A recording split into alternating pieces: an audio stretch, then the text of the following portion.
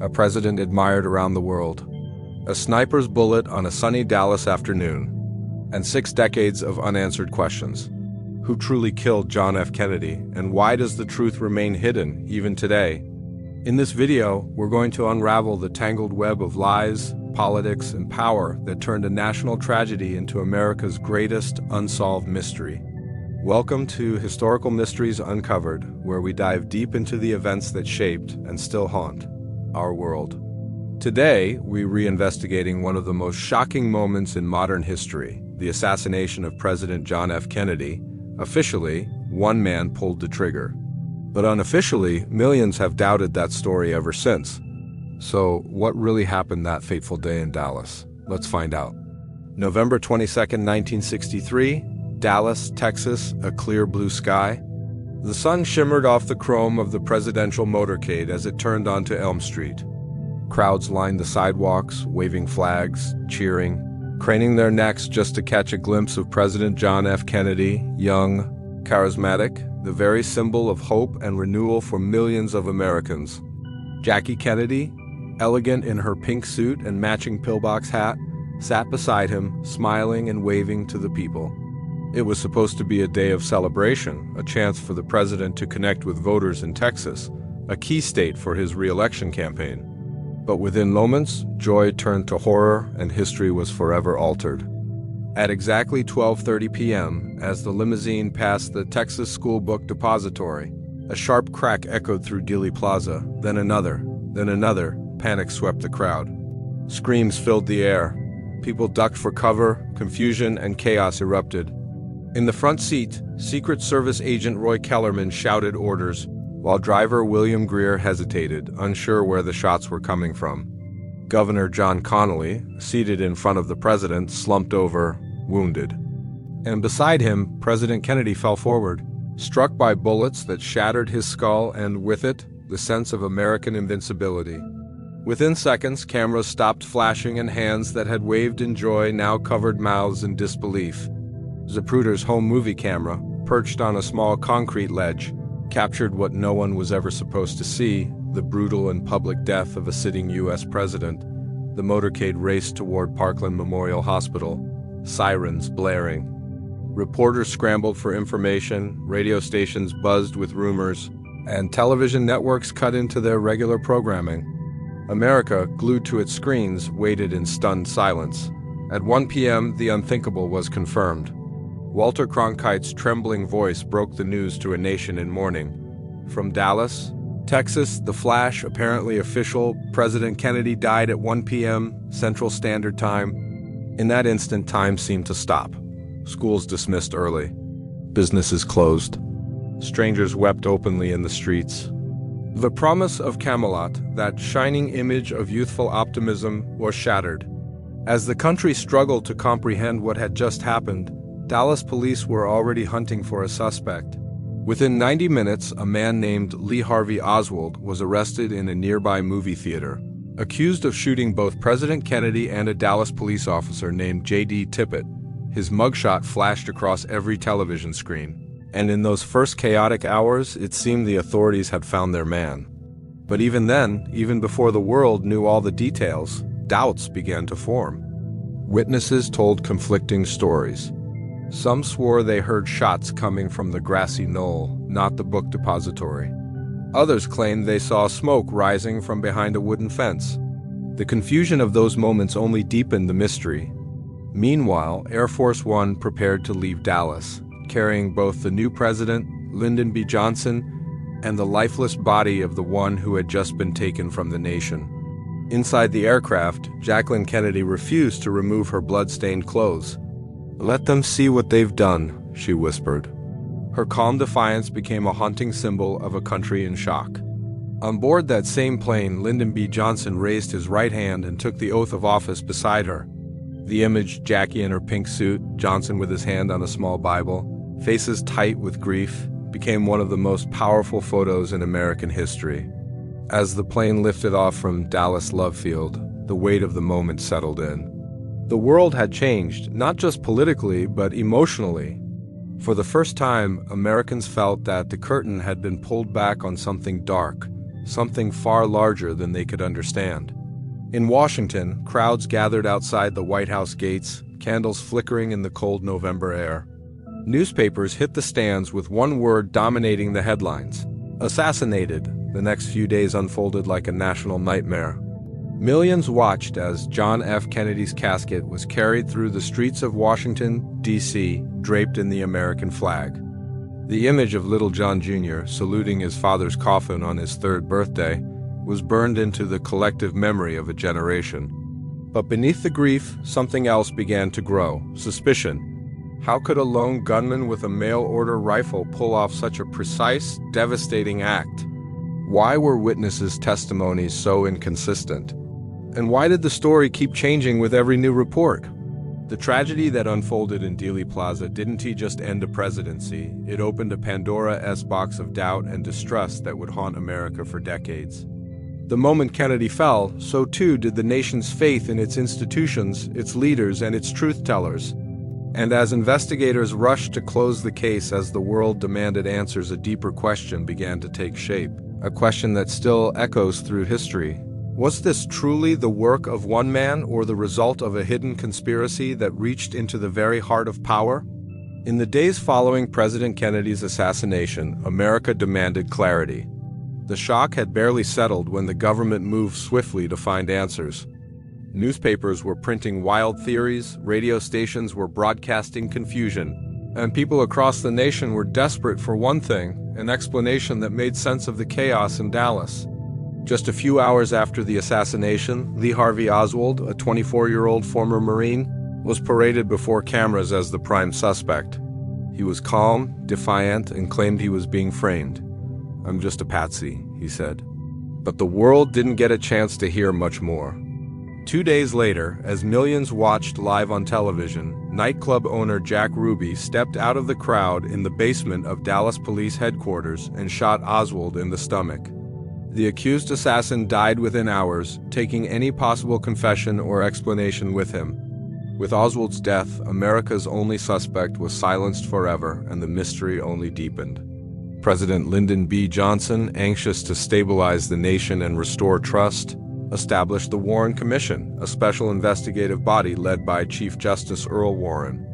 The goal was simple: to find out what happened, who was responsible, and to do it quickly before rumors tore the country apart. The commission worked for 10 months, interviewing hundreds of witnesses, examining ballistic evidence, and reviewing thousands of documents. When their final report was released in September 1964, the conclusion shocked some and reassured others. According to the official findings, Lee Harvey Oswald acted entirely alone. There was no conspiracy, no foreign involvement, no second shooter. The death of John F. Kennedy, they said, was the work of a single disaffected man with a rifle, nothing more. The commission stated that Oswald fired 3 shots from the 6th floor of the Texas School Book Depository, using a cheap Italian-made bolt-action rifle known as the Mannlicher Carcano. 1 shot missed the car entirely, 1 struck both President Kennedy and Governor Connally, and the final shot delivered the fatal blow to Kennedy's head. The conclusion was clean, simple, and easy to understand. But the moment it was published, something didn't sit right with millions of Americans. How could a single man, firing from a basic mail-order rifle, achieve such deadly precision on a moving target from that distance? Why did witnesses hear shots from multiple directions? Why did so many pieces of evidence, from photographs to bullet fragments, seem to contradict the official version?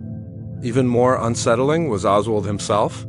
His life was full of contradictions. A U.S. Marine who had defected to the Soviet Union, then returned freely to America during the height of the Cold War. A man with intelligence connections, who somehow found employment in a building that would overlook the president's motorcade route. To many, it felt too convenient, too perfectly arranged. The Warren Commission tried to account for every detail. They examined the rifle, tested the shooting angle, and even conducted recreations of the event. But one element of their report would go on to haunt the investigation forever: the so-called single bullet theory. This theory claimed that 1 bullet, fired from Oswald's rifle, passed through President Kennedy's neck, exited, and then went on to strike Governor Connally in the back. shattering his rib, wrist, and lodging in his thigh. According to the report, this single bullet caused 7 wounds in 2 men before emerging nearly pristine on a hospital stretcher.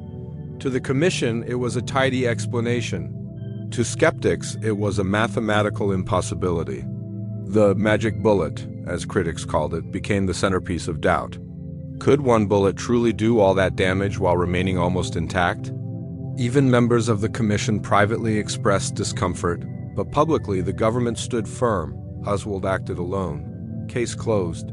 Still, the questions wouldn't go away. The FBI's initial report had inconsistencies with the commission's findings.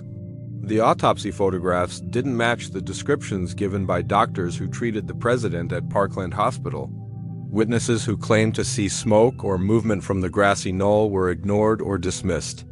And perhaps most troubling of all, large portions of evidence were classified or sealed for decades. The public's unease only grew stronger as time passed. In the late 1960s and 1970s, journalists, authors, and filmmakers began to dig deeper. They pointed out that the Warren Commission's evidence relied heavily on FBI reports rather than independent verification. Some witnesses were misquoted, others were never called to testify. The image of a fair and transparent investigation began to crumble. And yet, despite all the contradictions, the government stood by its conclusion. Oswald, acting alone, killed President John F. Kennedy from the 6th floor window. He had the motive, resentment, and anger toward America. He had the opportunity, the perfect vantage point. And he had the means, a rifle, 3 bullets, and a moment of fate. For many Americans, that explanation felt too simple for something so monumental. Could one troubled man truly alter the course of history so easily? Or was the lone gunman story crafted to close the book quickly, to prevent a deeper and darker truth from emerging? The Warren Commission's report gave the country a sense of closure, at least on the surface. But under that calm veneer, suspicion simmered. What was presented as the truth soon began to look like a carefully constructed narrative, one designed to comfort a grieving nation rather than confront an unsettling reality. And as cracks in the official story widened, new voices began to rise, investigators, witnesses, and insiders who believed there was far more to the Kennedy assassination than 1 man and 3 bullets. As the Warren Commission's findings spread across the nation, one part of their report immediately stood out, and not for the reasons they hoped. The so-called single bullet theory, or as critics soon renamed it, the magic bullet theory. It was supposed to be the key that made the lone gunman story work, the piece of logic that tied every shot, every wound, and every second of that tragic day into one coherent chain. But instead, it became the most disputed element of the entire investigation, the theory that made people stop and say, "Wait a minute, that doesn't add up." According to the official account, President Kennedy was struck twice. The first bullet missed the motorcade entirely. The second bullet, the magic bullet, entered his upper back, exited through his throat, then continued forward, striking Texas Governor John Connally, who was sitting directly in front of him. It supposedly pierced Connally's back, shattered his 5th rib, exited through his chest, tore through his right wrist, broke a bone, and then lodged itself in his thigh. 1 bullet, 2 men, 7 wounds, and yet when recovered from a hospital stretcher, it appeared almost pristine, barely deformed, almost as if it had never been fired. This bullet was officially labeled Commission Exhibit 399, and to this day it remains one of the most infamous pieces of evidence in American history. Investigators said it was found lying on a stretcher at Parkland Memorial Hospital, where both Kennedy and Connally were treated. But even that simple detail sparked debate. Some hospital staff claimed the bullet didn't come from Connally's stretcher at all, that it might have been placed there or mixed up accidentally.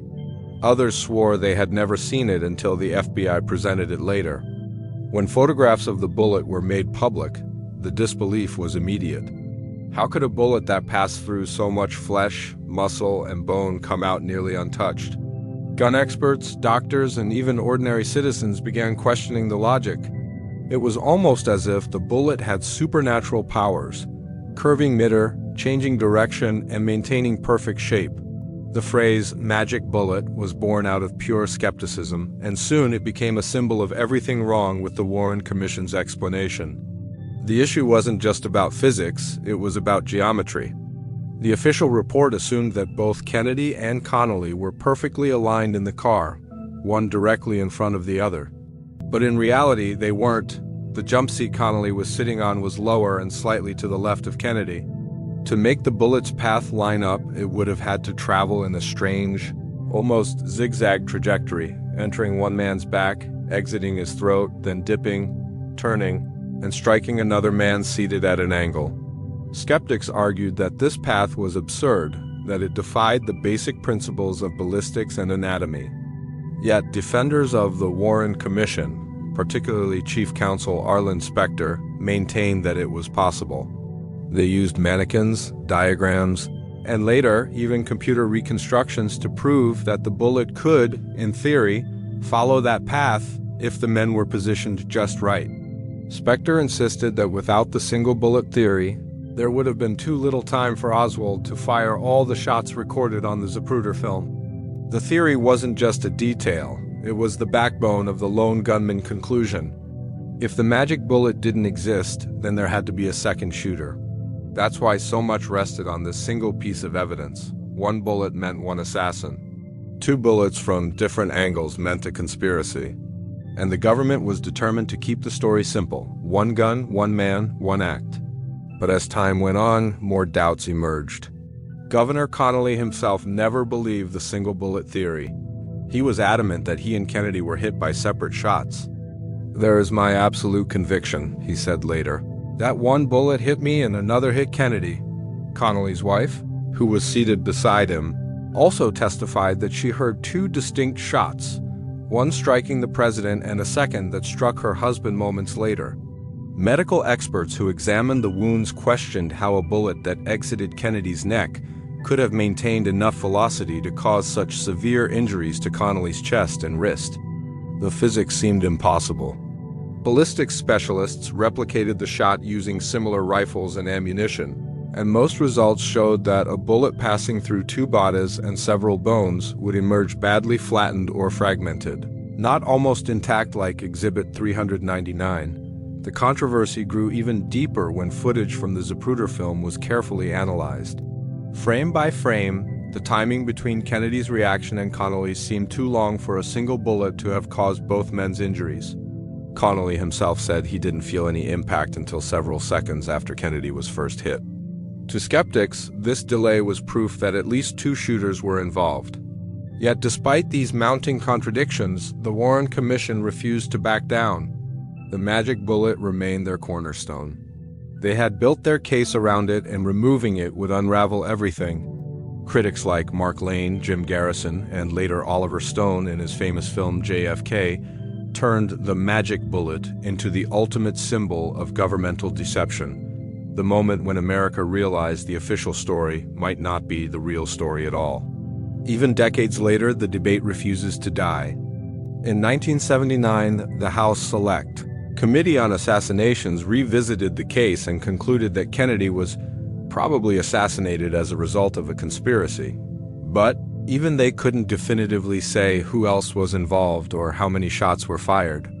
The magic bullet, mysterious and controversial, remained at the heart of it all, a single piece of metal that split history into two versions of truth. To this day, Exhibit 399 rests under secure glass at the National Archives, silent, untouchable, and yet still speaking volumes to those who look closely. Some see it as proof of Oswald's guilt. Others see it as the biggest lie in American history. And every time someone gazes at that near-perfect bullet, the same question returns, not just how it was fired, but how anyone was ever expected to believe it. From the very moment the first bullet struck in Dealey Plaza, people knew something was off. The scene was too chaotic, the evidence too conflicting, and the story, the official story, felt far too neat for something so monumental. It didn't take long before the whispers began, whispers that grew into an echo that still reverberates through history. Was there more than one shooter? Was there a deeper plot behind President Kennedy's death? Almost overnight, a storm of conspiracy theories began to swirl around the assassination, each one pointing toward a different shadowy hand behind the trigger. Some believed it was the work of the Mafia, others pointed to the CIA, while a few insisted it was an inside job orchestrated by people within the US government itself. And the strange part? Each theory had its own set of evidence, its own coincidences, and its own trail of suspicious behavior that made Americans question everything they were told. One of the earliest and most persistent theories focused on the CIA. Kennedy had made powerful enemies within his own intelligence community. After the failed Bay of Pigs invasion in 1961, Kennedy had publicly taken responsibility, but behind closed doors, he was furious at the CIA for misleading him. He fired top officials, including CIA Director Allen Dulles, the same Allen Dulles who would later sit on the Warren Commission investigating Kennedy's death. Coincidence or cover-up? Critics argued that the CIA had both the motive and the means to remove a president who they saw as weak on communism and unpredictable in his decisions. Then there was Cuba. Only a year before the assassination, the Cuban Missile Crisis had brought the world to the brink of nuclear war. Kennedy's negotiation with Soviet leader Nikita Khrushchev to remove missiles from Cuba angered many within the American military establishment. Some hawks believed he had gone soft on Castro, allowing the communist regime to survive just 90 miles from U.S. shores. Could pro-Castro or anti-Castro forces have sought revenge? The CIA had been running secret operations to assassinate Fidel Castro, so perhaps, as some suggest, this was retaliation. The hunter had become the hunted. But the conspiracy web doesn't stop there. Another major theory ties the Mafia to the assassination. Organized crime had its own reasons to despise Kennedy, and more specifically his brother, Attorney General Robert F. Kennedy. The Kennedy administration had launched an aggressive war on organized crime, sending mob bosses to prison and seizing their operations. Mob leaders who once supported Kennedy's election campaign through backdoor deals and influence were now being hunted down by the very family they helped put in power. Some researchers claim that mob figures like Carlos Marcello, Sam Giancana, and Santo Trafficante Jr. conspired to take out the president, using their network of hitmen and connections with rogue CIA operatives. Then comes the military-industrial complex theory, the belief that Kennedy's plans to scale back U.S. involvement in Vietnam threatened powerful business and defense interests. Only weeks before his death, JFK had signed National Security Action Memorandum 263, outlining a plan to begin withdrawing U.S. troops from Vietnam. But after his assassination, that policy was quickly reversed under President Lyndon B. Johnson, and America's military presence in Vietnam escalated dramatically. To conspiracy theorists, this shift wasn't just policy, it was motive. Kennedy's death paved the way for war, profit, and the continuation of the military agenda he had sought to restrain. And what about the Secret Service that day? Why did so many security procedures fail at once? Why was Kennedy's motorcade route changed just days before his visit? Why were the agents in the trailing car scene standing down seconds before the shots were fired? Some claim these were tragic coincidences, but others see them as signs of complicity, a deliberate removal of protection to make the assassination possible. The list of suspects doesn't end there. Some have accused Vice President Lyndon B. Johnson himself of having a hand in the plot. Johnson had been under investigation for corruption and was rumored to be on the verge of being dropped from the 1964 ticket. The presidency offered him not only political survival but immense power. After Kennedy's death, Johnson's rise was immediate, and his influence over the Warren Commission was undeniable. To those who distrust coincidences, that sudden shift in fortune was too convenient to ignore. And then there are the more global theories, whispers of Soviet or KGB involvement. Oswald's defection to the Soviet Union years earlier raised eyebrows. He had married a Russian woman, lived in Minsk, and then returned to the U.S. without any apparent trouble from American authorities. During the Cold War, such behavior should have triggered endless surveillance, yet Oswald moved freely. Some believe he was a pawn, either of the CIA, the KGB, or both. His life seemed scripted for something far bigger than a random act of violence. Each of these theories, no matter how wild, is rooted in real inconsistencies: missing files, altered evidence, mysterious deaths of witnesses, and testimonies that vanished into classified archives. Reporters who probed too deeply often found themselves silenced, discredited, or in some tragic cases, dead under mysterious circumstances. Over the years, films, books, and documentaries have kept these theories alive, feeding a collective obsession that refuses to fade. People still visit Dealey Plaza, standing on the grassy knoll, staring at the window of the book depository, trying to piece together what really happened in those fateful seconds. Everyone has their version of the truth, their own villain, their own motive. The enduring power of these conspiracies lies in how they mirror the loss of innocence in America itself. The JFK assassination wasn't just the killing of a president, it was the death of trust. Trust in government, in media, in official narratives. And as the years rolled on, as more documents surfaced and more questions went unanswered, one haunting thought continued to echo across generations: that the real story of November 22, 1963, remains hidden in plain sight. As the years passed after the assassination, the fog around the case should have cleared. The technology improved, archives expanded, and countless witnesses stepped forward. Yet somehow, the story only grew murkier. Files disappeared. Evidence went missing. Key witnesses died under strange circumstances. And what should have been the most thoroughly documented murder in modern history became instead a labyrinth of secrets, a puzzle with too many missing pieces.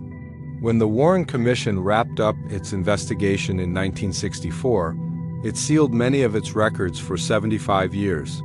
The public was told this was to protect national security, but for millions of Americans, it felt like a deliberate act of concealment.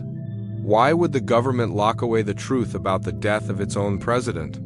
What could possibly be so dangerous that it needed to stay hidden for generations? Those sealed boxes became symbols of mistrust, proof that something somewhere wasn't being told. Over the following decades, researchers and journalists fought to access those hidden records. Some documents began leaking piece by piece, revealing a tangled web of contradictions. FBI reports conflicted with CIA memos, witness statements were altered or misfiled, photographs vanished from the National Archives, including several crucial autopsy images. Even Kennedy's brain, removed during the official autopsy for scientific study, went missing, never to be seen again. How does the brain of the President of the United States simply disappear? The official explanation was vague and unsatisfying, but to conspiracy researchers it spoke volumes. And then there was the Zapruder film, the most famous home movie ever shot. Abraham Zapruder's 26-second recording of the assassination was quickly seized by the Secret Service and sold to Life magazine, which locked it away from the public for years. Only select frames were published, and even those seemed to raise more questions than answers. When the full film was finally shown to the public in the 1970s, it shocked the nation. The brutal headshot and the direction of Kennedy's movement reignited the debate.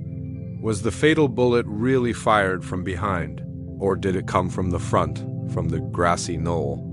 Each new revelation led to more questions. In 1976, following public outrage sparked by the Watergate scandal and renewed distrust in government, Congress created the House Select Committee on Assassinations.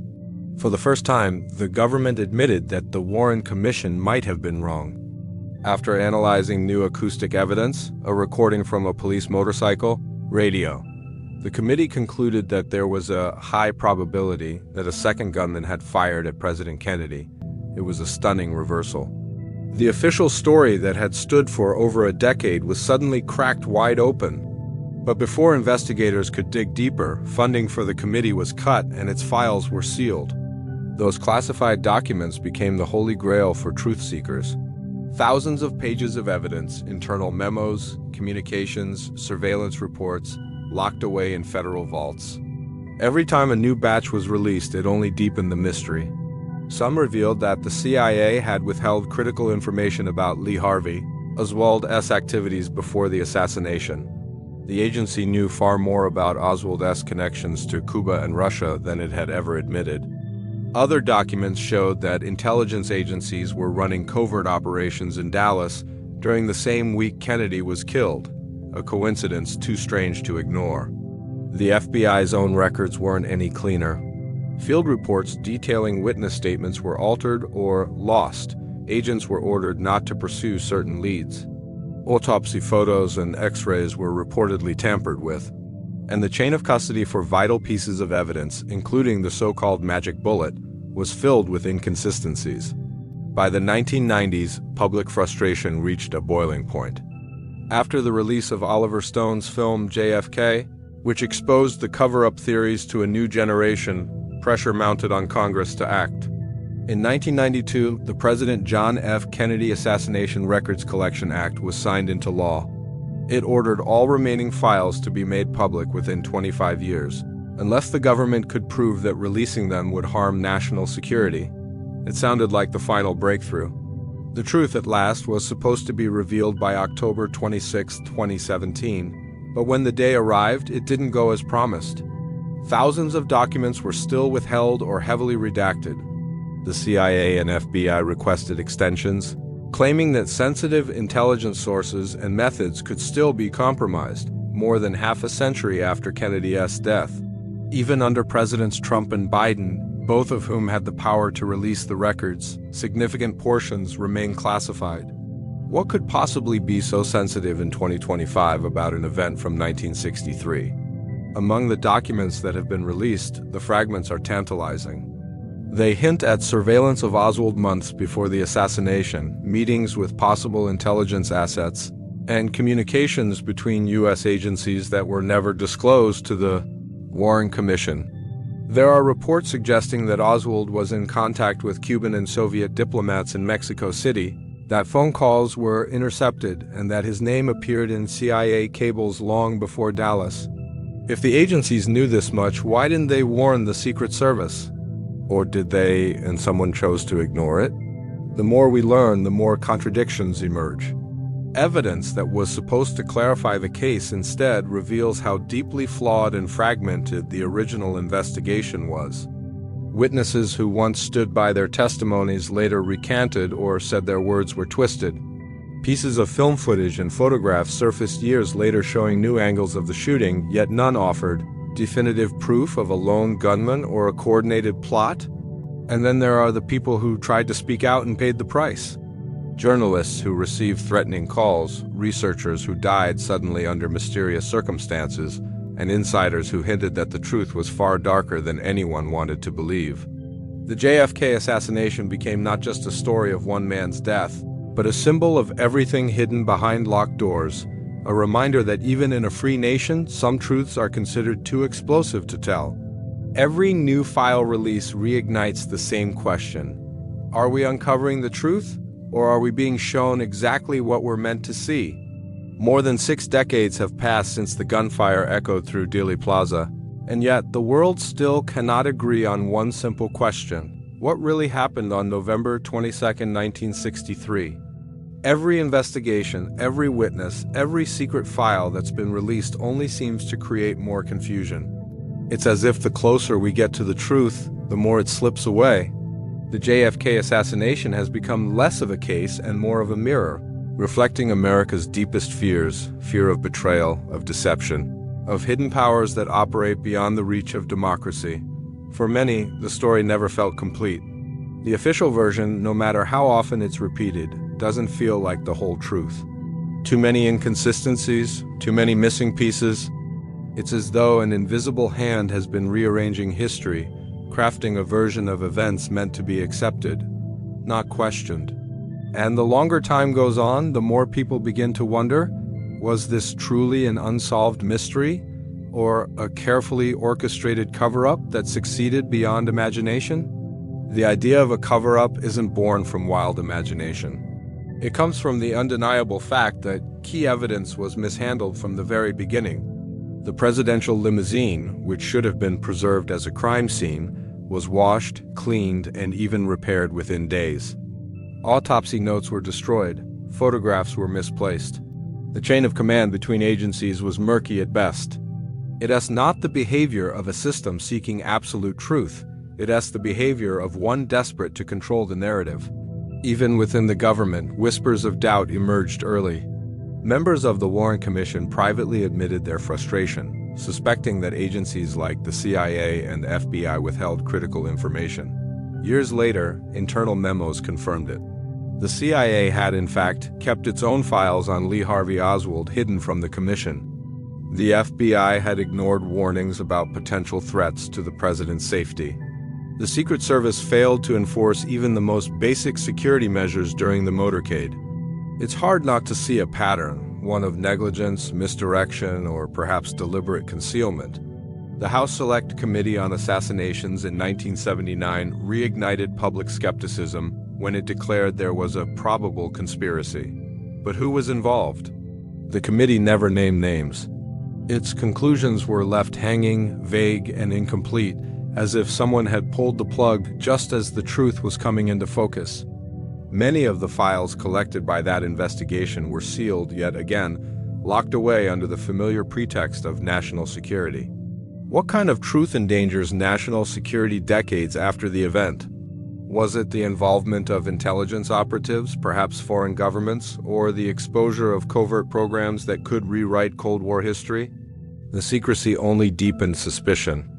Every delay, every redacted line, every withheld document screamed one thing: someone, somewhere, doesn't want the public to know the full story. And then there's the pattern that has haunted this mystery for years, the mysterious deaths of people connected to the case. Witnesses, investigators, journalists, many died young, some under inexplicable circumstances. Officially, coincidence. But when coincidences start stacking like dominoes, it's hard not to question whether fate had a helping hand. The psychological grip of the JFK assassination on America is immense. It marked the end of an age of innocence, the moment when citizens began to doubt their government's honesty. Before 1963, people believed their leaders would tell them the truth. After 1963, skepticism became part of the national DNA. The tragedy didn't just kill a president. It shattered faith in institutions, in justice, in transparency. Theories keep multiplying because official answers never satisfy. Some claim it was a coup from within, orchestrated by military and intelligence factions who saw Kennedy's push for peace and reform as a threat. Others argue it was a convergence of interests, the Mafia, the CIA, and anti-Castro Cubans all aligning under one dark objective. Even Hollywood's portrayals of the assassination, from documentaries to major films, often feel closer to confession than fiction. And while skeptics are often dismissed as conspiracy theorists, history shows that conspiracies do happen. Governments have lied before. Intelligence agencies have conducted secret operations, manipulated public perception, and eliminated inconvenient truths. So why should this be any different? If the assassination of a sitting U.S. president could not be explained convincingly after decades of investigation, perhaps it's because the truth was never meant to be found. The public's desire for answers has only grown stronger as technology advances. Every newly digitized photo, every re-examined recording, every computer analysis of the Zapruder film adds more layers to the puzzle. Experts run ballistic simulations, digital reconstructions, and 3D recreations of Dealey Plaza, yet still, the debate rages. Was Oswald alone? Disillusioned Marxist? A CIA asset gone rogue? Or simply a scapegoat chosen for his perfect profile, disposable, mysterious, and easy to blame? Even now, in the age of information, the truth remains buried under redactions and silence. The U.S. government still withholds thousands of pages related to the assassination. Each administration promises transparency, and each finds a new reason to delay. The explanations vary: national security, diplomatic risk, intelligence sensitivity, but the message is always the same: the people cannot handle the full truth. Meanwhile, those who chase the truth, historians, researchers, and independent investigators, continue to piece together fragments from what little they're allowed to see.